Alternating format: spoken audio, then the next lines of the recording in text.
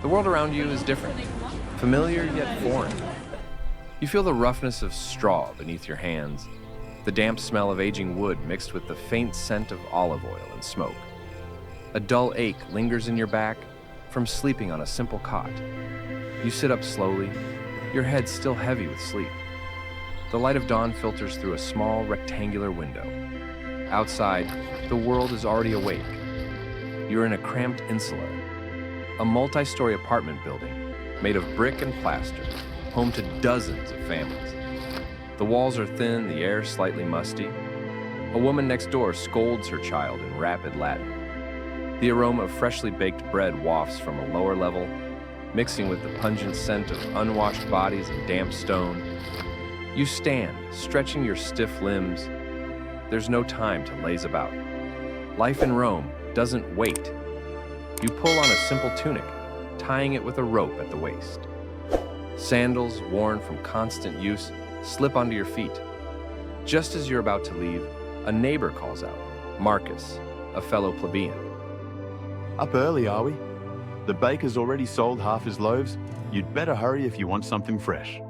You nod, stepping out into the narrow, winding streets. The city is alive. The streets pulse with movement, a chaotic ballet of merchants, beggars, and laborers. The air's thick with the scent of fresh fish, spices, and manure. A legionary in polished armor strides past, his red cape swaying, eyes scanning the crowd. A wealthy patrician in a pristine white toga, flanked by slaves, moves toward the forum, his presence demanding respect. You dodge a runaway cart as a boy dashes past, clutching a stolen apple. The vendor, red-faced and furious, shouts after him, but doesn't bother chasing him. He's seen this too many times before. In a nearby alley, a group of men in ragged tunics gamble with knucklebones, their laughter rising above the noise of the city. You know better than to join. Rome is filled with swindlers.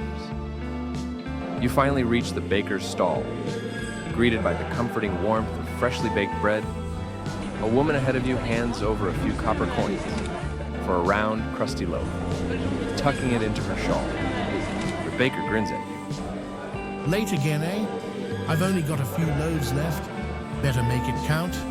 You dig into the small pouch at your waist, handing over the necessary coins.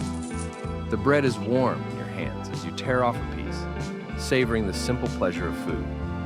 Like most Romans, you have no grand wealth, no estate in the countryside. You work to survive.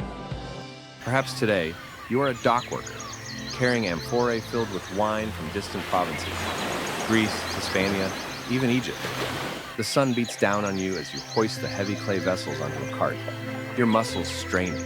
Or maybe you are an artisan, shaping clay into pottery, hands covered in dust, your back aching from hours hunched over a wheel. The kiln roars beside you, its heat pressing against your skin.